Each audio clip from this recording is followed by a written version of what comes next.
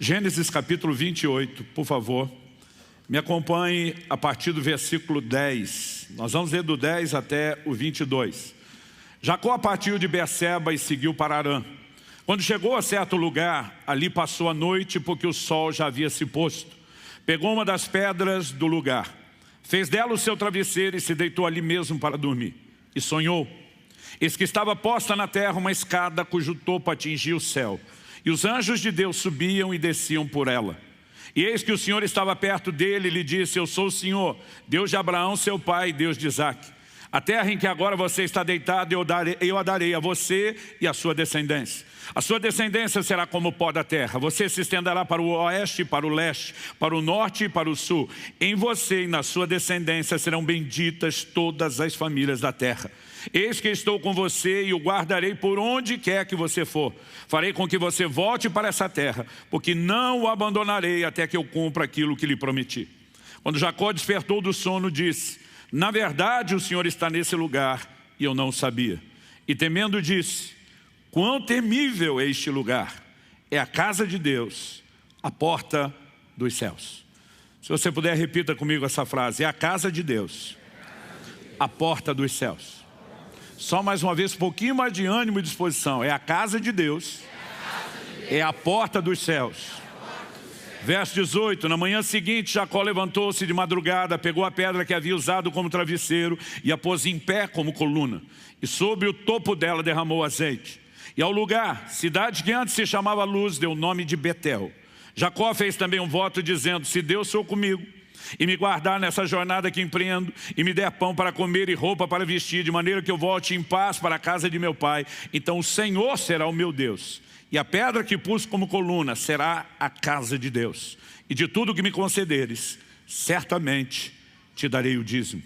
Meu Deus, suplicamos graça, favor, entendimento espiritual sendo comunicado com a exposição da Tua palavra.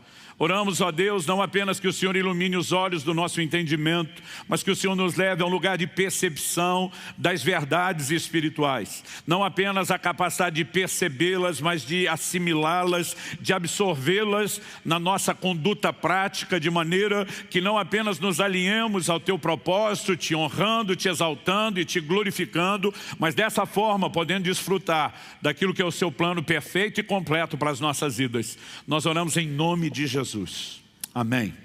Bom, eu creio que nesse domingo, mais do que mera e simplesmente uma palavra de ensino ou de instrução, eu quero comunicar algo que eu classificaria como uma mensagem profética. Um chamado de Deus ao momento de alinhamento e de preparação para um novo tempo e para uma nova estação. Eu creio de todo o meu coração que é importante que você, de fato, procure, não apenas entender em linhas gerais o que vamos comunicar, mas entender naquele âmbito pessoal o que é que Deus está pedindo de mim, em termos de minha participação em relação ao que Ele vai falar ao meu coração hoje. Ao olhar para esse texto, algo que eu posso te dizer é que a revelação de Deus na Bíblia é progressiva.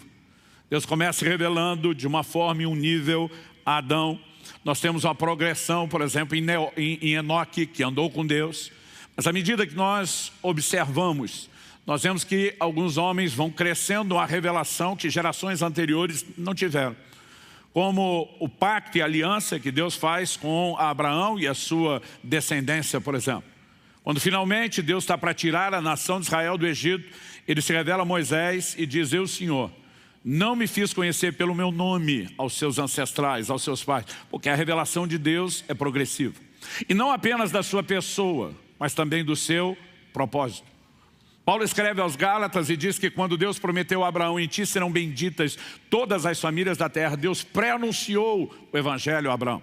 Deus não estava falando apenas de algo que queria fazer com um homem ou um povo que era a sua descendência natural. Deus já estava anunciando a comunicação do seu propósito, do que Ele queria fazer pela terra em termos de redenção. E nós precisamos entender que ao longo da Escritura, não só a revelação da pessoa de Deus, mas do propósito de Deus, ela vem sendo apresentada de forma progressiva. Em Gênesis, no capítulo 31 e no verso 13, nós vemos Deus depois falando com Jacó a respeito da experiência que ele teve naquele lugar que antes chamava Luz e ele passou a chamar de Betel. Betel no hebraico significa casa de Deus. Em Gênesis 31:13, Deus diz: eu sou Deus de Betel, onde ungiste uma coluna, onde me fizeste um voto. Levanta-te agora, sai dessa terra e volta para a terra da tua parentela. Basicamente Deus está dizendo, estamos continuando de onde paramos lá em Betel. Eu sou Deus de Betel, onde você ungiu a coluna. Quando Deus se revela dizendo, eu sou Deus de Betel, posteriormente, voltando a Betel, Jacó chamará Deus pelo nome de El Betel, que significa o Deus de Betel. Há algo específico nessa revelação, a ponto de Deus incorporá-la, dizendo, eu sou Deus que apareci lá, que desde então estou tentando comunicar algo. Por que Jacó chamou aquele lugar de casa de Deus? Só porque Deus lhe apareceu? Não. Mas porque ele viu uma escada que ligava a terra e céus. Essa conexão é evidente porque anjos estão subindo e descendo. Então, quando os anjos estão descendo, a Bíblia está dizendo os céus se conectaram com a terra. Quando os anjos estão subindo, a terra se conectou com o céu. É um caminho de ida e vinda. E é esse conceito de uma ligação entre terra e céus que expressa fortemente o entendimento do que é casa de Deus. O que Deus construirá ao longo da revelação que nós encontramos na Escritura não pode ignorar esse detalhe. Uma ligação entre terra e céu. Eu creio que há uma percepção profética acerca da casa de Deus que nós precisamos compreender, que diz respeito a essa ligação. E é sobre isso que eu quero falar hoje. Eu quero construir isso em 3 partes distintas. Na primeira, eu quero te apresentar uma visão panorâmica de casa de Deus na Bíblia. Na segunda e na terceira parte, eu quero pegar 2 experiências de Jacó em Betel. A primeira, revelação do texto que nós lemos. A segunda, depois, em Gênesis 35, quando ele volta. E juntando essas 2, nós percebemos que Deus nos traz uma visão sobre igreja, que eu e você precisamos carregar. Isso nos ajuda a entender como ser igreja. Igreja não é um ambiente onde você simplesmente frequenta. Não é apenas uma comunidade onde você participa. É um lugar onde há uma conexão entre terra e céus. E nós precisamos compreender isso. Então vamos começar falando sobre a visão da casa de Deus. A primeira revelação bíblica mais clara e evidente de que Deus quer manifestar sua presença, sua habitação no meio dos homens, já começa no Éden. Quando depois de criar o primeiro casal, eu brinco que Deus não respeitou nem a lua de mel do primeiro casal. Todo dia ele visitava aqueles 2. O que é que ele estava comunicando desde o início? Eu não os criei para viverem sozinhos, desconectados ou distantes de mim. Eu quero ser parte da vida de vocês. Eu quero conexão com vocês. No entanto, é a partir de Jacó que a expressão casa de Deus aparece na Bíblia e um conceito começa claramente a ser criado. Então, a revelação da casa de Deus começa com Jacó. Depois evolui com Moisés, quando Deus o orienta a estabelecer um tabernáculo, uma tenda móvel. E nós percebemos que o livro de Hebreus fala, daqui a pouco vamos ler sobre isso, que Moisés foi fiel sobre a casa de Deus como servo. Então, o conceito de casa de Deus evolui. Nós temos depois uma nova progressão. Eu vou pular o tabernáculo de Davi e eu vou pular direto para o templo que Salomão constrói. E novamente, dessa vez não uma tenda móvel, mas uma casa fixa e uma revelação maior da casa de Deus vai sendo comunicada. Depois Ezequiel começa a falar do período de restauração pós-cativeiro de Babilônia e nós vemos anúncios de uma reforma e restauração no templo, o que literalmente acontece por meio de Herodes, que era o templo que Jesus frequentou durante os seus dias. Mas quando a gente observa o conceito do Novo Testamento de casa de Deus, nós percebemos que essa ideia de um ambiente físico, de um lugar geográfico, ela passa por uma mudança de conceito. Em Atos, no capítulo 7, na pregação de Estevão, eu vou ler do verso 44 ao 49, nós lemos: o tabernáculo do testemunho, uma das formas de se referir ao tabernáculo de Moisés. O tabernáculo do testemunho estava entre nossos pais no deserto, como determinar aquele que disse a Moisés que o fizesse segundo o modelo que tinha visto, o qual também nossos pais com Josué, agora está falando da próxima geração, tendo recebido o levaram, quando tomaram posse das nações que Deus expulsou da presença deles até os dias de Davi. Esse achou graça diante de Deus e lhe suplicou a faculdade de prover morada para o Deus de Jacó. Mas foi Salomão quem lhe edificou casa. Entretanto, não habita o Altíssimo em casas feitas por mãos humanas, como diz o profeta. O céu é o meu trono e a terra o estrado dos meus pés. Que casa me edificareis, diz o Senhor, ou qual o lugar do meu repouso? Embora o próprio Deus tenha construído o conceito de uma casa, de um lugar de habitação, agora Estevão, no contexto da nova aliança, está pregando: Deus não habita em casas feitas por mãos humanas. Mas habitou, mas não habita mais.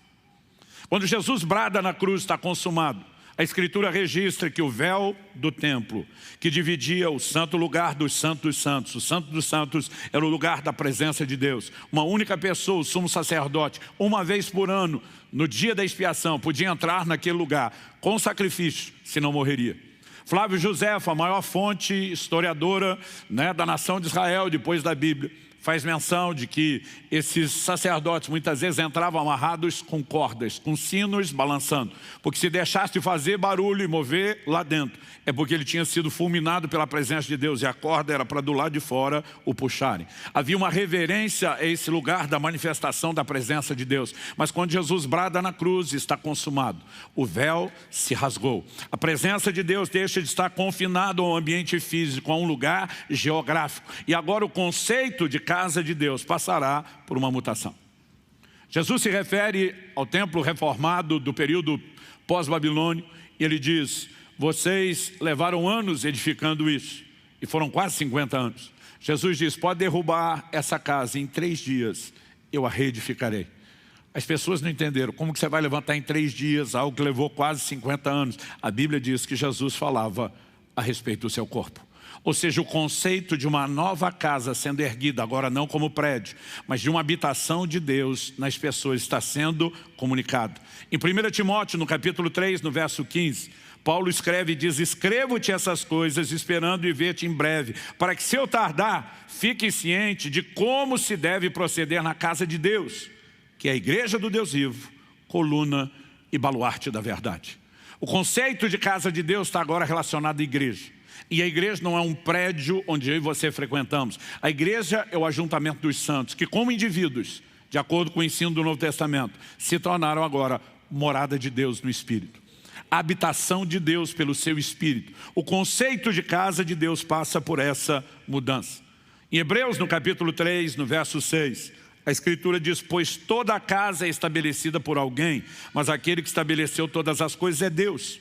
E Moisés era fiel em toda a casa de Deus como servo, para testemunho das coisas que haviam de ser anunciadas. Cristo, porém, como filho em sua casa. A qual casa somos nós, se guardarmos firme até o fim a ousadia e a exultação da esperança. Moisés foi fiel como servo sobre a casa de Deus, uma tenda móvel. A Bíblia diz: Cristo é fiel sobre a casa de Deus como filho. Mas ele diz: a tenda ainda é móvel, mas não é um ajuntamento de pano e estrutura. Nós nos tornamos essa tenda móvel. Nós somos o lugar da manifestação da presença de Deus. Quem está entendendo, diga amém. Agora, o que é preciso que eu e você entendamos? Que desde o início, a visão da casa de Deus está relacionada com a pessoa de Cristo. Nós vemos que a pedra que Jacó usou como travesseiro, ele a levanta como uma coluna e ele a unge com óleo. A pedra ungida tipifica Cristo. Aliás, há inúmeras profecias a respeito da vinda do Messias que estão relacionadas com uma pedra. A pedra que os edificadores rejeitaram, a pedra de esquina, a pedra angular. E quando olhamos para a declaração do próprio Jesus sobre o plano de estabelecer a sua igreja, não dá para ignorar que em Mateus, Evangelho de Mateus, no capítulo 16 e no verso 18, nosso Senhor diz: também eu lhe digo que você é Pedro, e sobre esta pedra edificarei a minha igreja, e as portas do inferno não prevalecerão contra ela. Jesus está dizendo: minha igreja será edificada sobre uma pedra. Pastor, a pedra é Pedro? Não. A igreja romana ensinou isso por muitos séculos. Mas Jesus diz: na verdade eu te digo que tu és Petrus, um pedaço de pedra.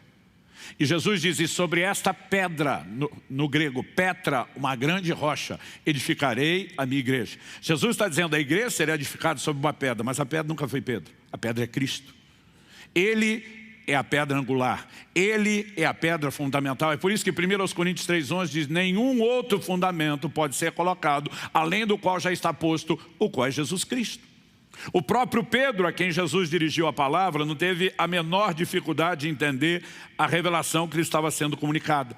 Em 1 de Pedro, no capítulo 2, nos versos 4 e 5, ele diz: chegando-se a ele a pedra viva, ou dependendo da outra versão, a pedra que vive, rejeitada assim pelos homens, mas para com Deus eleita e preciosa. Também vocês como pedras vivas, como pedras que vivem, ou seja, feita do mesmo material que ele. Ele diz, chegando-se a ele como pedras que vivem, são edificados casa espiritual. Diga comigo, casa espiritual.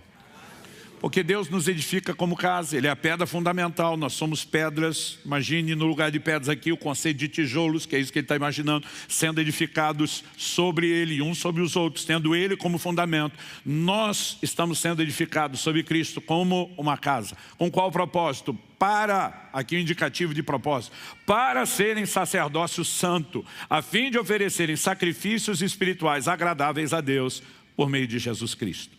Quando nós olhamos o conceito de casa de Deus, obviamente tudo começa a partir da pedra que é Cristo. Ele é a pedra ungida. Aliás, a palavra Messias, do hebraico do Antigo Testamento, que equivale a Cristo, do grego do Novo Testamento, significa ungido. Ele é o fundamento da casa de Deus. E talvez seja por isso que Nosso Senhor faz uma afirmação em João capítulo 1, que nós não podemos deixar fora dessa equação. A partir do verso 45 nós lemos: Filipe encontrou Natanael e lhe disse: achamos aquele de quem Moisés escreveu na lei e a quem se referiram os profetas, Jesus, o Nazareno, filho de José. Então Natanael perguntou: de Nazaré pode sair alguma coisa boa? Filipe respondeu: venha ver. Jesus viu Natanael se aproximar e disse a respeito dele: eis um verdadeiro israelita em quem não existe fingimento algum. Natanael perguntou a Jesus: de onde o Senhor me conhece? Tem gente que até para você elogiar é complicado. Jesus respondeu: antes de Filipe chamá-lo, eu já tinha visto você debaixo da figueira. Então Natanael exclamou: mestre, o Senhor é o Filho de Deus, o Senhor é o Rei de Israel. Ao que Jesus lhe respondeu: você crê porque eu disse que tinha visto você debaixo da figueira? Pois você verá coisas maiores do que essa. Guarde isso, você verá coisas maiores do que essa. A igreja é estabelecida e fundamentada num ambiente de manifestações sobrenaturais. Deus está tentando chamar a nossa atenção para um lugar, para uma dimensão, onde nós precisamos entrar e viver coisas maiores do que aquelas que nós já vivemos. E acrescentou, então uma coisa está ligada à outra. O que ele acrescentou? Em verdade lhes digo, que vocês verão os céus abertos e os anjos de Deus subindo e descendo sobre o Filho do Homem. Do que é que você acha que Jesus está falando? Ele volta lá num dos primeiros conceitos da revelação da casa de Deus e diz aqui: a porta dos céus está aberta. Há uma ligação entre terra e céu, anjos subindo, anjos descendo. Nós acabamos falando muito pouco no dia a dia da vida cristã a respeito da ação e do ministério dos anjos. Mas Hebreus capítulo 1, verso 14 diz que eles são espíritos ministradores enviados a serviço daqueles que hão de herdar a salvação. Eu creio que nós vamos entrar num tempo onde veremos muito mais da atividade angelical, onde veremos muito mais do sobrenatural. E Jesus está dizendo: eu sou aquela pessoa que veio proporcionar o cumprimento, não de um sonho de alguém que dormiu de barriga cheia, mas de alguém que teve um sonho, uma visão e um entendimento profético. Há uma conexão entre céus e terra. Anjos estão subindo e descendo. O sobrenatural se instala e se estabelece na terra através da igreja de Jesus. Nós precisamos entender o que é o conceito de casa de Deus e parar de acreditar que igreja é um lugar para se frequentar, uma mera comunidade para se pertencer. É um lugar de conexão entre céu e a terra. Quem está entendendo, diga amém. Com isso, Jesus está nos comunicando o quê? Que os moldes da igreja, da revelação do entendimento da igreja, são os mesmos estabelecidos na visão de Betel. Dito isso, eu gostaria, em segundo lugar, depois de dar o panorama do que é a visão bíblica de casa de Deus, que a gente avaliasse a primeira revelação de Jacó, do texto que lemos de Gênesis 28. E depois disso, em terceiro e último lugar, nós vamos avaliar a segunda experiência de Jacó em Betel, que eu chamaria de uma revelação complementar. Então, voltando a Gênesis 28, nós temos pelo menos 3 verdades sobre a igreja que precisam ser destacadas. A primeira delas diz respeito ao lugar da manifestação da presença de Deus. Quando se usava o termo casa, se falava de um lugar da morada. O lugar onde alguém mora é o lugar onde a sua presença é encontrada. Um dos primeiros conceitos ligados à igreja é de que ele ou ela é o lugar da manifestação da presença de Deus. Em Gênesis 28:13, a Bíblia diz que ao acordar, na verdade antes mesmo de acordar, enquanto sonhava, a Bíblia diz que ele viu que havia uma escada cujo topo atingia o céu, anjos subiam e desciam, mas ele diz, o Senhor estava perto dele. Ou seja, o Senhor não está nem no céu e nem na escada. O Senhor já estava em pé ali na terra. A primeira percepção é o lugar da presença de Deus. No verso 15, Deus no sonho diz para ele, eis que eu estou com você e o guardarei por onde você for. Farei com que você volte para essa terra, porque não o abandonarei. Não só estou do seu lado, mas vou continuar, como diria o bom mineiro do interior, agarrado em você. Não desgrudo, não te largo até que eu cumpra aquilo que te prometi. Deus está dizendo, a revelação da casa de Deus é um lugar onde a minha presença se manifesta. E isso se manifesta de forma a afetar vocês. A gente costuma dizer que Jacó, quando lutou com o anjo no Val de Jaboque, diz, não te deixarei enquanto não me abençoares. Como se ele tivesse inventado essa fala. Ele copiou. Quem falou isso primeiro foi Deus, muito tempo antes. Deus disse, eu não te deixarei enquanto não tiver cumprido tudo aquilo que eu te prometi. Sabe, eu e você precisamos entender que antes mesmo da nossa disposição de dizer eu não te largo, ele está dizendo que não te larga sou eu. Quem toma a iniciativa sou eu. Quem começa esse processo sou eu. E sabe, o conceito da manifestação da presença de Deus está aí. No verso 16, quando ele acorda, ele diz, o Senhor está nesse lugar. E eu não sabia. O que significa eu não sabia? Que a presença de Deus pode se manifestar. Mas isso não significa que necessariamente você vai desfrutar, a menos que se conecte. Nós precisamos entender isso. Deus não passou a estar naquele lugar a partir do sonho. Ele diz, o Senhor já estava aqui. Acho que aqui caberia o cântico de antigamente. Quando eu cheguei aqui, meu Senhor já estava. O lugar da presença de Deus. Eu quero realmente encorajar a ter um posicionamento de acreditar que as verdades ligadas à manifestação da presença de Deus é que Ele não vem meramente para fiscalizar o que é que está acontecendo ou como eu e você estamos nos comportando. Com a intenção de Deus, quando fala de estabelecer uma morada entre nós. Nós precisamos voltar lá na criação. Então vamos de novo lá para o Jardim do Éden, onde tudo começou. Ao criar o primeiro casal, eu comentei agora há pouco que Deus não respeitou nem a lua de mel. Ele estava lá todo dia. O que é que Deus estava dizendo? Eu quero ter comunhão com vocês, eu quero me relacionar com vocês. Quando o homem peca, qual a primeira pergunta que Deus faz a Adão? Deus não pergunta o que é que você fez, cara. A pergunta de Deus é onde você está. Qual a diferença entre uma coisa e outra? Para mim está dizendo, o problema não é o que você fez, o problema é para onde o que você fez te levou para longe de mim. Ou seja, Deus está dizendo, eu quero você de volta. E nós precisamos parar de acreditar que o Evangelho veio só trazer a remoção da condenação de um pecado cometido, mas não restaurar a ideia de comunhão, de conexão, de intimidade. Salmo 25:14 diz, a intimidade do Senhor é para aqueles que o temem, aos quais Ele dará a conhecer a sua aliança. O propósito da manifestação da sua presença, antes de mais nada, diz respeito à comunhão. Deus quer que nós o desfrutemos por quem Ele é. Mas inevitável e consequentemente, isso também significa intervenções, manifestações. Ele está dizendo, eu vou te guardar, eu vou te abençoar, eu vou te fazer prosperar, eu não te largo até cumprir tudo aquilo que eu te prometi. Mas mesmo quando falamos de intervenção, não se trata meramente de Deus tentando simplesmente nos mimar. Significa nos abastecer, nos dar recursos e condições para que um propósito seja cumprido. Eu não te deixo até cumprir o que eu prometi. Deus está dizendo, não é uma bênção sem propósito, é uma capacitação, são ferramentas e recursos para que você cumpra o propósito. Ser parte da igreja é estar inserido dentro de um propósito. Deus tem um projeto extraordinário. Um dia encontrei uma pessoa que estava toda empolgada porque tinha sido contratado por uma empresa multinacional. Nós estamos em mais de 100 nações. Falei, grandes coisas, eu estou inserido no maior empreendimento do universo.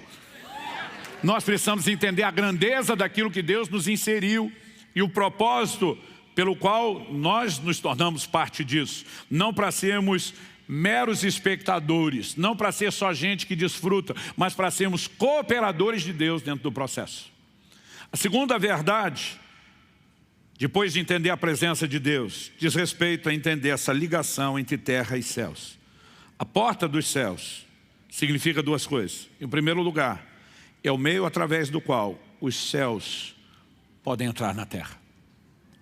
Deus deseja influenciar a terra com toda a realidade e recursos do céu. É por isso que em Mateus, no capítulo 6, no verso 10, nós somos ensinados a orar: venha teu reino. O reino precisa vir dos céus sobre a terra. Seja feita a tua vontade. O reino é o lugar onde a vontade de Deus prevalece, onde Ele governa. Seja feita a tua vontade aqui na terra, da mesma forma como ela é feita nos céus. Então, Deus usa esse portal para dizer: o meu reino vai invadir a terra, vai se estabelecer dentro da terra. A ideia dessa conexão de terra e céus, para mim, fica muito clara. Não apenas quando Jesus, depois de dizer a Pedro: eu vou edificar a minha igreja, Ele também diz: lhe darei as chaves do reino dos céus. Mas depois, quando Jesus está ensinando sobre oração, na sequência, em Mateus 18, 18, Ele volta a repetir: em verdade lhes digo que tudo que ligarem na terra terá sido ligado nos céus, e tudo que desligarem na terra terá sido desligado nos céus. A palavra ligar e desligar tem um sentido no original. Significa prender e soltar. A Bíblia diz que Ágabo, quando vai profetizar sobre Paulo, a Bíblia diz que o ligou com o cinto, o prendeu. Prendeu um no outro com o cinto. Quando Jesus dá ordem para que as pessoas desatem Lázaro depois da ressurreição, a expressão no original é desligai-o. Por quê? Quando se passava pelo processo de embalsamar o morto, eles enrolavam os panos. Eu fico tentando imaginar a condição em que Lázaro sai da tumba. Imagine uma pessoa que tinha passado pelo processo de mumificação. Jesus diz: desligai, o que está dizendo solte. O que significa ligar e desligar? A gente imagina isso com a mentalidade do mundo de tecnologia: aperta um botão que liga, um botão que desliga. Não, Deus está dizendo prender ou soltar. Em outras palavras, o que vocês autorizarem na terra será autorizado pelos céus. O que vocês proibirem na terra será proibido pelos céus. E aqui eu e você precisamos entender um outro conceito, que é o de expressar uma autoridade que representa o governo dos céus. E talvez para entender melhor isso, nós precisamos compreender o conceito de embaixada. Em 2 Coríntios, capítulo 5, verso 20, a Bíblia diz que nós somos embaixadores de Cristo. Se você vai a Brasília, por exemplo, no setor de embaixadas, entra em qualquer embaixada, seja Estados Unidos, da Dinamarca, a partir do momento que você colocou o pé dentro da embaixada, você não está mais em solo brasileiro, você está em solo estrangeiro. Se estiver na embaixada dos Estados Unidos, as leis que regem aquele lugar são a do governo dos Estados Unidos. Se estiver da Dinamarca ou de qualquer outro país, são aquelas que regem aquele governo, que é representado por aquela embaixada. E as pessoas que estão ali são autoridades do outro país, não do local. Representa a autoridade de quem os enviou. O que é que eu e você precisamos entender? Que como embaixadores de Cristo, eu e você carregamos a autoridade dos céus. Nós representamos os céus. Por isso que Jesus, que veio curando enfermos, expulsando demônios, enviou seus discípulos dizendo: vocês vão fazer o mesmo. Vocês não vão se mover na força de vocês. Vocês vão representar a minha autoridade. É por isso que vocês usam o meu nome. Quem é que está entendendo isso? Então nós precisamos entender que a igreja deve ser a porta dos céus, o lugar onde o sobrenatural vai se manifestar e vai prevalecer. Mas também nós vemos em terceiro e último lugar nessa primeira revelação de Jacó. Primeiro, a presença de Deus. A segunda, a ligação entre terra e céus. E a terceira característica eu chamaria da marca da multiplicação. Ali em Gênesis, no capítulo 28 que lemos, no verso 14. Deus diz para Jacó o que já havia prometido para Abraão e Isaac. Sua descendência será como o pó da terra. Você se estenderá para o oeste, para o leste, para o norte, para o sul. Em você e na sua descendência serão benditas todas as famílias da terra. A marca da multiplicação. Multiplicação é parte do projeto de Deus para a humanidade desde o início. A Bíblia diz que Deus abençoa. Às vezes a gente pensa que bênção é só a reversão da maldição. Mas Deus abençoou o homem quando ainda não existia maldição. Logo a bênção não é mera reversão de maldição. A bênção é uma força capacitadora para o cumprimento de um propósito. E a bênção da multiplicação nos pertence. Desde o primeiro homem, passando pelos patriarcas, por todas as promessas. Deus fala isso no contexto da revelação de casa de Deus. E Ele está dizendo: eu quero que multiplique. Por quê? Deus repete a Jacó o que havia prometido a Abraão: em ti serão benditas todas as famílias da terra. Deus não está falando de nos abençoar para que a gente consiga o que a gente quer. Ele está dizendo que Ele vai nos abençoar para que Ele tenha através de nós o que Ele quer. Diz respeito aos interesses do reino, não meramente os nossos. Então vou repetir o que eu falei antes: a bênção não é mero mimo de Deus para que eu e você tenhamos o que queremos. Ela é a manifestação de recursos de Deus para que o seu propósito se cumpra. Por isso Deus diz: não te deixarei até que eu cumpra o que eu tenho te prometido. Eu e você precisamos entender a responsabilidade de viver debaixo da bênção. Não é apenas porque ela é importante para nós, ela é importante para Deus, para o cumprimento do seu propósito. Eu achei que vocês iam empolgar com isso. Eu vou repetir: a bênção não é importante apenas para mim e para você, ela é importante para Deus. Ele deseja nos abençoar para o cumprimento do seu propósito. Nós só faremos com recursos sobrenaturais. E Deus precisa que eu e você passemos a viver o sobrenatural para que por meio de nós Ele transborde e cumpra o seu propósito. Isso envolve multiplicação. Multiplicação. Quando você olha o livro de Atos, o tempo todo a Bíblia diz: se multiplicava o número dos discípulos, se multiplicava o número dos discípulos. Nós temos vivido um momento precioso, onde a casa, essa igreja local finalmente tem milhares e milhares de pessoas participando nos cultos de domingo. Foi uma coisa gostosa juntar essa turma toda e mais um pouco lá naquela única reunião dos 17 anos da Alcance. E sabe o que eu gosto de momentos como esse? É ter uma visão, como serão os muitos cultos que ainda teremos. Preste atenção, coloque isso no seu coração. Se você não consegue crer, pega uma carona na minha fé até que a sua cresça. Nós seremos uma igreja extraordinariamente grande. E o nosso anseio, a nossa paixão de crescer não pode ser porque nós precisamos achar que estamos competindo com outros. Não estamos. Não estamos concorrendo com nenhuma igreja dessa cidade. Nós precisamos entender que nós estamos competindo e concorrendo com o inferno. Esse é o nosso inimigo. Esse é o nosso grande fornecedor. É de lá que nós vamos tirar as almas. E nós precisamos crescer porque esse é o sonho de Deus. A Bíblia diz que Deus deseja que todos se salvem. Aleluia que você foi alcançado, mas quantos milhares de pessoas nessa cidade não foram? Quanta gente precisa ser alcançado e precisa ter um combustível dentro de mim e de você. Nós precisamos crescer. Eu fico empolgado com vendo cada vez mais batismos, com cada vez mais gente nova chegando, com cada vez mais gente sendo salvo, mas algo precisa encher o meu e o seu coração. Deus nos chamou para ser parceiros dele, num projeto extraordinário de multiplicação. Ele deseja alcançar o maior número de pessoas possível. E nós precisamos entender que a multiplicação não significa um engrandecimento pessoal. Significa o cumprimento do propósito dele. Significa que Deus não quer apenas que o céu entre por esse portal na terra. Deus quer que essa porta dos céus seja aberta para que as pessoas da terra entrem no céu. E quando chegarmos diante do Senhor, a minha vontade é poder fazer uma declaração parecida com o que o livro de Hebreus cita Jesus na sua chegada. Eis-me aqui, e os filhos que Deus me deu. Eu tomei uma decisão um dia, eu não vou para lá sozinho. Eu vou carregar uma tropa comigo. Eu quero carregar muita gente comigo. E cada um de nós precisa entender que isso é parte de um chamado. A multiplicação não era Deus dizendo: vou te dar uma descendência numerosa para que você ache que você é o cara. Deus está dizendo: eu quero abençoar as famílias da terra. Eu tenho um projeto para a terra e eu preciso me multiplicar por meio de vocês para alcançar o que eu quero. A barca da multiplicação. A nossa declaração de visão, a afirmação é: somos uma crescente comunidade de discípulos, com viver santo, que se reúne no templo e nas casas para ministrar ao Senhor, aos santos e ao mundo. Somos uma crescente, é a primeira declaração. Algo dentro de mim e dentro de você precisa queimar.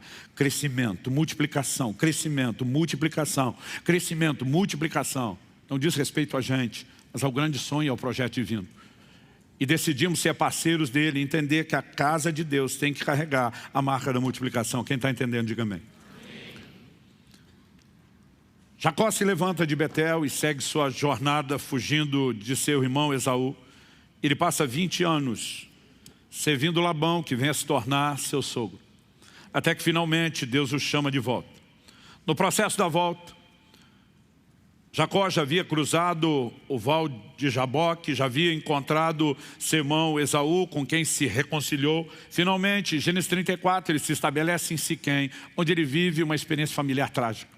Sua filha é violentada, seus filhos usam de violência, derramando sangue inocente em nome de uma suposta vingança ao que fizeram à irmã.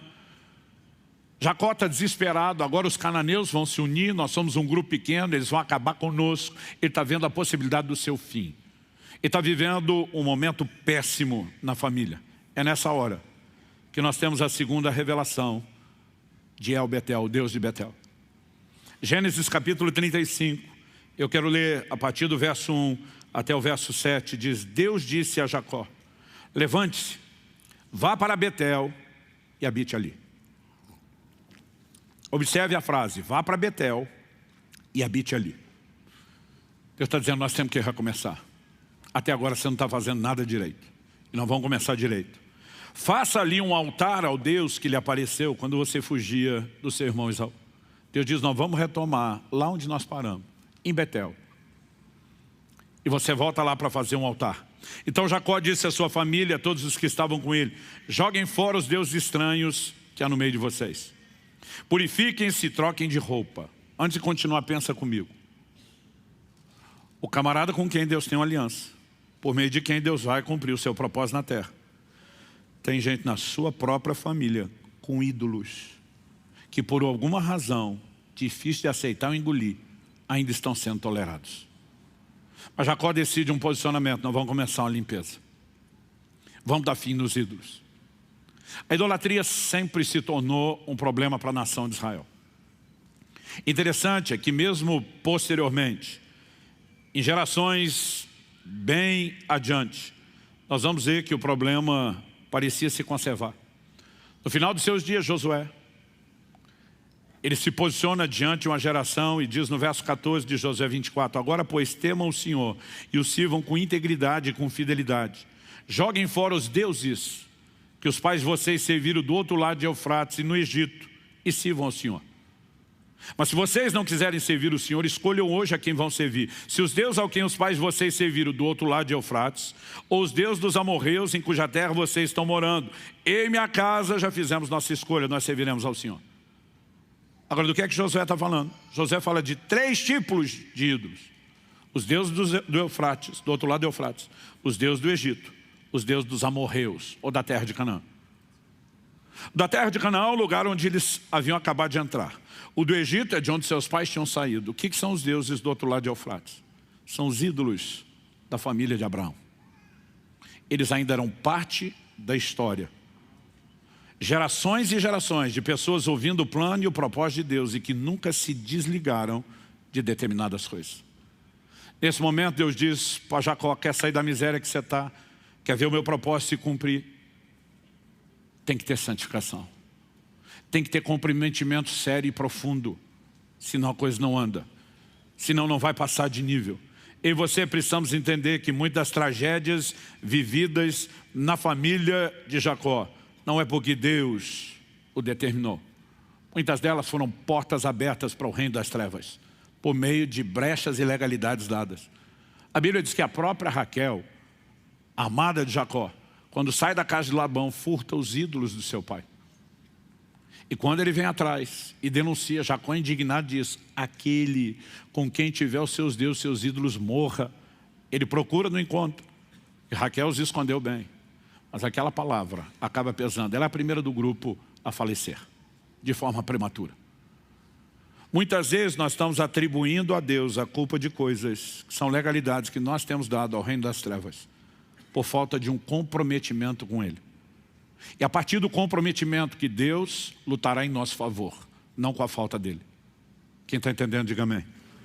Então ele diz, joguem fora os deuses estranhos que é no meio de vocês, purifiquem-se, troquem de roupa. Verso 3, vamos nos preparar e ir para Betel. Farei ali um altar ao Deus que me respondeu no dia da minha angústia e me acompanhou no caminho por onde andei.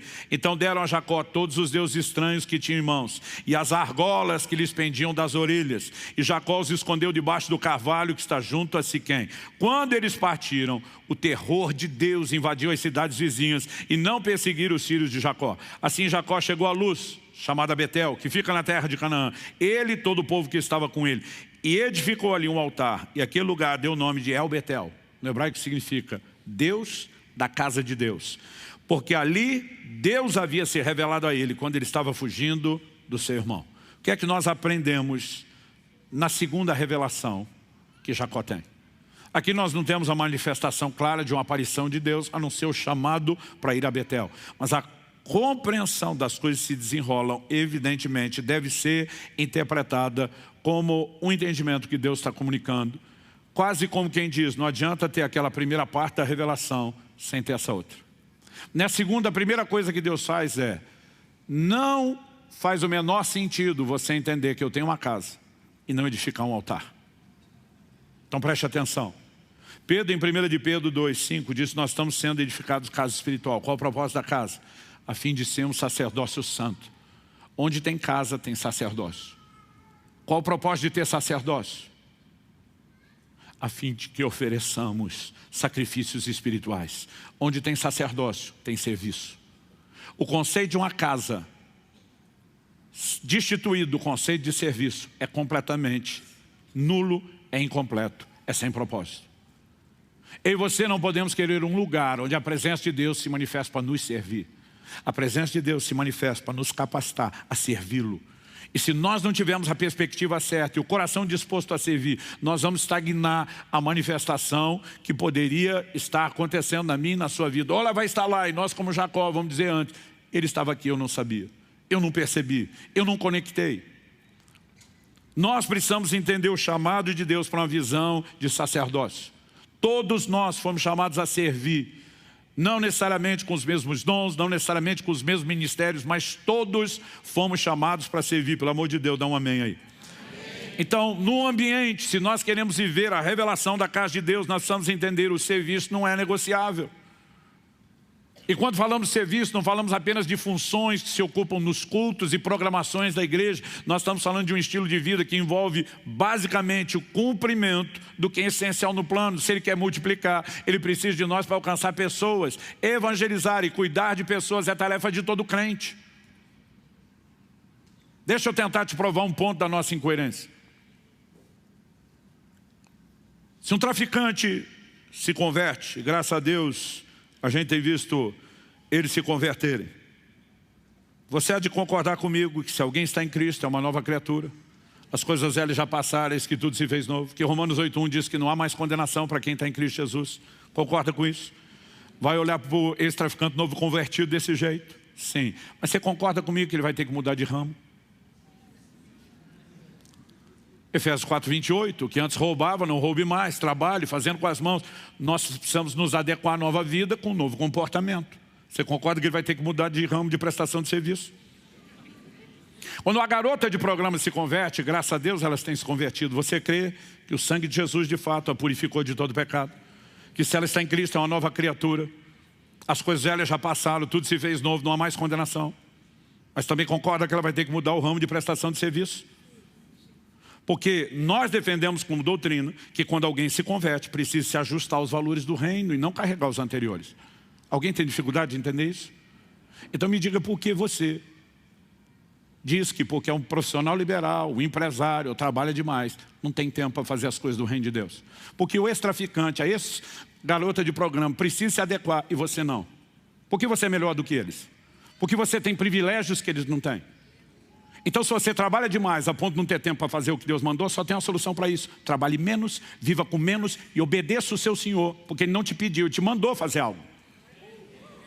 Mas enquanto nós seguimos fazendo dessa forma, nós estamos brincando de ser igreja. E quando nós falamos para Deus, não vai ter serviço ao sacerdócio aqui, diz, também não vai ter minha presença, também não vai ter porta dos céus com o sobrenatural invadindo. E não adianta ficar clamando por avivamento se tu não quer mexer o corpinho. Só há um propósito para o avivamento, não é nos alegrar, é alegrar o coração de Deus, viabilizando o cumprimento do propósito dEle, gente sendo alcançada, e nós precisamos fazer das alegrias de Deus a nossa alegria. Quem está entendendo, diga amém. Há uma nova estação chegando, me ouça com atenção, mas nós precisamos entender e nos adequar ao processo de Deus. A segunda coisa, eu falei a respeito dos ídolos, dei o pano de fundo histórico. Mas Jacó manda seus filhos se santificar de uma forma como aquela casa nunca havia experimentado. E se nós queremos passar para a próxima fase, para uma realidade mais profunda e completa do que é ser igreja, não um lugar onde frequentamos, não uma mera comunidade onde participamos, mas a porta dos céus, nós precisamos entender que santificação é inegociável. Abra sua Bíblia comigo em 2ª carta de Paulo aos Coríntios, no capítulo 6. 2ª carta de Paulo aos Coríntios, capítulo 6. No verso 16, ele pergunta: que ligação há entre o santuário de Deus e os ídolos? Não faz o menor sentido você imaginar a ideia de santuário, casa de Deus, e tentar conectar isso com a presença de ídolos, de falsos deuses. Depois de perguntar isso, ele diz: porque nós somos santuário do Deus vivo. Como ele próprio disse, e agora vem citação de texto do Antigo Testamento: habitarei, andarei entre eles, serei o seu Deus, eles serão o meu povo. Por isso, e agora se tem uma conexão que junta um raciocínio sendo construído, a conclusão a que se chega. Por isso o Senhor diz: saiam do meio deles, separem-se deles, não toquem coisa impura e eu os receberei. Deus está dizendo: para viver a realidade da manifestação da minha presença, habitarei, andarei entre eles, serei o seu Deus. Vocês precisam de se separarem, de se purificarem, de se santificarem. Então ele diz: e eu os receberei. E ele segue afirmando: serei o pai de vocês, e vocês serão meus filhos e minhas filhas, diz o Senhor Todo-Poderoso. Mas na sequência, tem uma mudança de capítulo, mas não de raciocínio, porque a Bíblia não foi escrita em capítulos e versículos. Essa divisão é posterior. Aliás, a Bíblia só foi dividida em capítulos no ano 1200 da nossa era cristã. 300 anos depois, dividida em versículos, quando o Brasil já tinha sido descoberto. Essa divisão aconteceu posteriormente só para nos ajudar a achar. E a gente precisa parar com essa mania de mudou o capítulo, mudou o assunto. Tem divisões que foram muito mal feitas. Ele começa: portanto, de novo nós temos aqui um elo de ligação. Portanto, meus amados, tendo tais promessas. Quais promessas? A dos versículos 16, 17 e 18. 16, habitarei, andarei entre eles, serei o seu Deus, eles serão meu povo. No 17, eu os receberei. No 18, eu serei o pai de vocês, vocês serão meus filhos e filhas. Tendo tais promessas, todas elas falando de comunhão, de intimidade, de poder desfrutar a presença dele. Purifiquemo-nos de toda impureza, tanto da carne como do espírito, aperfeiçoando a nossa santidade no temor de Deus. E um de nós nega que quando você veio a Cristo, passou por uma santificação inicial. Ela é tudo que você precisava, de jeito nenhum. Era só o pontapé inicial. A Bíblia fala de um aperfeiçoar na santidade. Eu e você precisamos de crescimento. Eu e você precisamos de um nível de comprometimento com Deus que não tínhamos antes. Hoje precisamos viver. E amanhã precisamos entrar num nível de comprometimento maior. A santificação precisa ser aperfeiçoada no temor de Deus. Quando Jacó entende a manifestação da presença de Deus em Betel, ele diz: quão temível é esse lugar. É impossível você ter consciência da presença de Deus sem que isso gere temor. Quando Isaías tem a revelação de Deus assentado no seu alto sublime trono, os serafins à volta proclamando: santo, santo, santo é o Senhor dos exércitos, e diz: ai de mim que vou perecendo. Quando eu e você começamos a ter consciência da presença, o que está errado em mim e você começa a aparecer. E eu e você precisamos entender: quanto mais Deus aflora o que ainda não foi santificado, é porque Ele está nos chamando a um processo de santificação mais profundo. E aqui eu preciso fazer uma pausa no meio da mensagem e apelar. Se você não entender santificação, você não vai a lugar nenhum. A Bíblia diz: sem santificação ninguém verá o Senhor.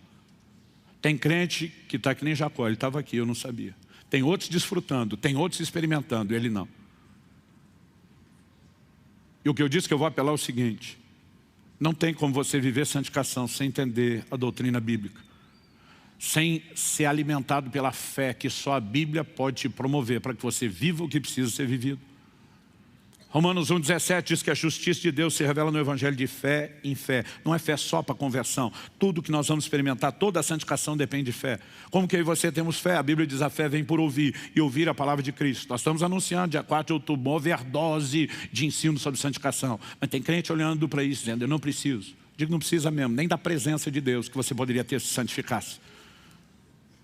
Se isso não é importante para você, Deus não é importante para você.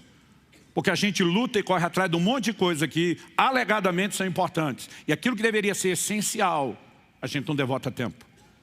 Um irmão falou para mim outro dia: eu já fiz 105 edições dessa conferência da Graça Transformadora. Falei outras 8 vezes fora da minha conferência, já um total de 113 vezes, a mesma coisa. Um irmão falou para mim quando eu passei de 50, que dó de você, pastor. Eu falei, dó de mim por quê? Você acha que é um castigo ficar repetindo as mesmas coisas? Falei, quando eu repito, minha informação não aumenta, mas a minha convicção fortalece. Eu falei, eu não sei se Deus mandou eu rodar esse Brasil todo por causa dos outros ou por causa de mim.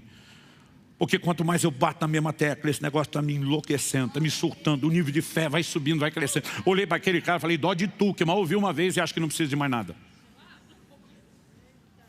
Eu quero ser honesto com você nessa manhã. Você quer ir longe em Deus, vai ter que mexer o corpinho, vai ter que entender os princípios, vai ter que corresponder com Ele. Senão você vai estar confinado a um lugar de mediocridade. Então a Bíblia diz, se nós queremos essas promessas, temos que nos purificar de toda impureza, tanto da carne como do espírito, aperfeiçoando a nossa santidade no temor do Senhor. Pastor, qual o resultado de aperfeiçoar a santidade? Depois que eles jogaram fora os deuses, depois que eles fizeram a limpa dentro de casa, o que é que Gênesis 35 nos diz que aconteceu? A Bíblia nos afirma de uma maneira muito clara, ali no verso 5. A Bíblia diz, quando eles partiram, o terror de Deus invadiu as cidades vizinhas e não perseguiram os filhos de Jacó. Como é que o capítulo 34 termina? Termina com o penúltimo versículo 30, Jacó dizendo aos seus filhos, Simeão e Levi, que haviam matado os homens de Siquém, vocês me criaram um problema, me fizeram odioso entre os moradores dessa terra, entre os cananeus e os cerezeus. Como somos pouca gente, eles se reunirão contra mim, serei destruído, eu e minha casa. Capítulo anterior termina com Jacó debaixo do terror dos inimigos, assustado com eles. Mas depois da santificação, a Bíblia diz, não, agora o jogo mudou. O terror de Deus é que cai sobre os inimigos. Eles é que estão com medo de se meter com aquele povo santificado, porque há um Deus que os defende. Preste atenção, muitos de nós estamos vivendo no terror que o inimigo joga sobre nós e com as coisas que ele tem conseguido colocar dentro da nossa vida por falta de santificação. Mas quando nós passamos a viver o processo de santificação, o jogo muda. Deus é que vai tocar o terror no inimigo. Jesus diz, quer entender como funciona a minha casa? Edificarei a minha igreja. As portas do inferno não prevalecerão. Não tem que ter medo do inferno. O inferno tem que ter medo da gente. A Bíblia diz que aquele que está em nós ainda é maior do que aquele que está no mundo. O crente que se aperfeiçoa na santidade, ele passa a viver não no terror do inimigo, ele passa a tocar o terror no inimigo. E sabe, os resultados é que o sobrenatural vem. E como diria o mineiro do interior, vem com força. Deus está nos chamando a passar de fase. Deus está nos chamando ao novo tempo. E a escolha se vamos corresponder ou não, pertence a cada um de nós. Eu particularmente tomei uma decisão.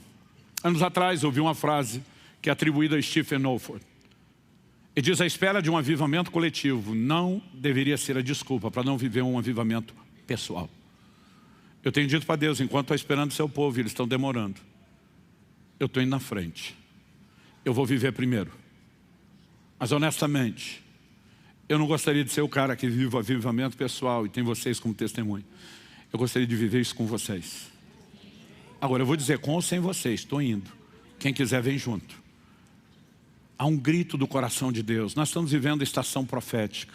Eu creio que é tempo de passar de fase, de amadurecermos o conceito do que é ser igreja, de pararmos de brincar como se fosse meramente um clube de interesses. E nós precisamos nos conectar a esse glorioso projeto que nos foi confiado. E só uma resposta para isso. Entrarmos no lugar da comunhão, da intimidade, por meio da santificação. Usamos a porta do céu para tomarmos os recursos e trazemos dos céus sobre a terra a manifestação da vontade de Deus, das leis de Deus, do governo de Deus, da autoridade de Deus sobre a nossa vida e sobre as pessoas que estão à nossa porta. E aí nós vamos ver Deus tocar o terror no inimigo, em vez da gente viver do terror do inimigo. A Bíblia diz, resistir ao diabo, ele fugirá de vós. Enquanto nós podemos botar o diabo para correr. E como que isso acontece? Primeiro o texto diz, sujeitai-vos, portanto, a Deus. E resistir ao diabo, ele fugirá de vós. E você só temos força para botar o inimigo para correr, quando nos sujeitamos a Deus. Agora, tem uns crentes que não estão sujeitando a Deus. Eles botaram o inimigo para correr de um outro jeito. O cão está correndo atrás deles e eles estão fugindo o tempo todo. Eu prefiro botá-lo para correr de nós, não atrás de nós. Você recebe essa palavra em nome de Jesus. Feche seus olhos por um instante, vamos orar. Eu creio que avivamento e reforma caminham juntos. Nós vemos isso na Bíblia e na história. Não há avivamento sem que haja ajuste, sem que haja alinhamento aos princípios de Deus.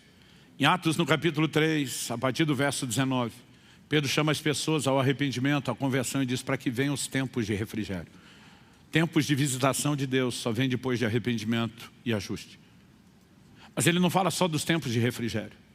Ele diz, envie-lhe o Cristo, o qual convém que os céus segurem até o tempo da restauração de todas as coisas. O tempo do fim, que precederá a vinda do Senhor Jesus, será marcado pela restauração de todas as coisas.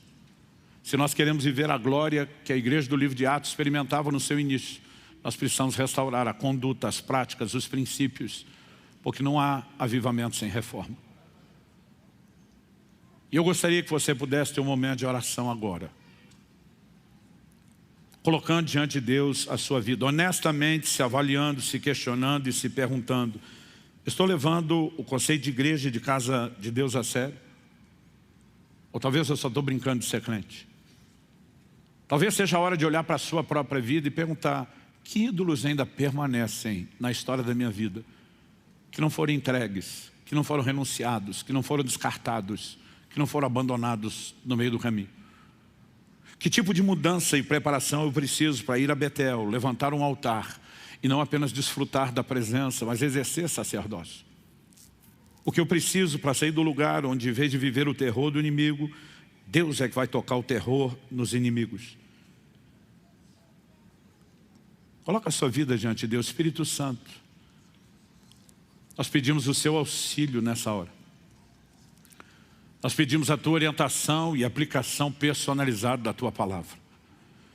Eu sei que o teu propósito nessa manhã não é colocar nenhum de nós debaixo de culpa ou condenação, não é nos julgar nem pelo passado, nem pelo nosso presente, mas nos apresentar uma nova proposta de futuro.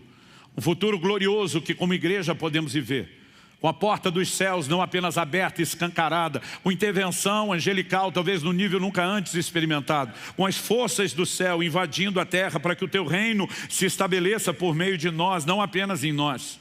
Pai, nós queremos viver o cumprimento do teu propósito, mas sabemos que há necessidade de ajuste. Te agradecemos a tua insistência persistente, amorosa, lutando para ter tudo de cada um de nós. E nós queremos que esse possa ser um momento não único, mas o começo de uma nova fase, de um novo tempo de rendição, de entrega, de santificação ao Senhor. Nós queremos a tua glória, nós queremos a tua presença, nós queremos os céus prevalecendo sobre a terra. Queremos não apenas estar junto à porta dos céus, queremos desfrutar, Senhor. Queremos sair do lugar de ignorância onde Jacó estava quando disse, ele estava aqui, eu não sabia. Entrar no lugar onde podemos experimentar quem o Senhor é. Queremos entender o Senhor dizendo, eu sou o Deus de Betel, o Deus que decidiu levantar uma casa a partir de Cristo, a pedra ungida, de edificá-los como pedras vivas sobre ele. Nós queremos ser do mesmo material e da mesma composição que a pedra fundamental. Nós queremos ser parecidos contigo, nós queremos viver santidade e queremos ver a glória e a autoridade e o poder do teu reino restaurados e fluindo de forma desobstruída na tua casa. Clamamos por um novo tempo nessa casa, um novo tempo nas nossas vidas, onde a frutificação, a marca da multiplicação esteja presente como resultado de uma presença que foi cultivada e atraída por meio de entrega e de santificação.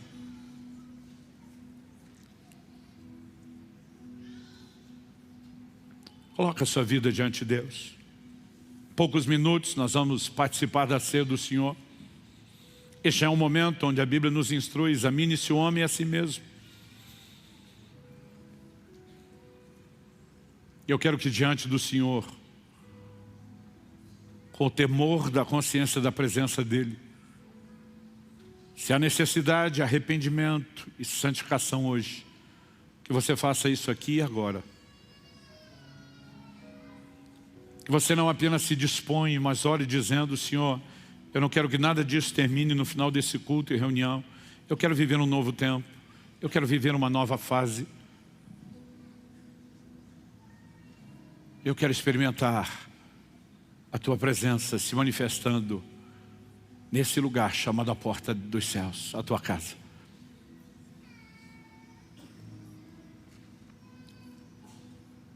Sopra deste lugar sobre o coração de cada um dos meus irmãos e irmãs aqui, Senhor, bem como aqueles que nos acompanham pela internet. Nós oramos pelo Teu toque, pelo Teu agir sobrenatural. Nós oramos por um novo tempo, não só de entrega e rendição, mas de compreensão da expressão do poder do Teu reino. Queremos viver à altura do que o Senhor propôs como embaixadores que Te representam, que expressam sua autoridade e o seu governo. Nós oramos em nome de Jesus. Em nome de Jesus.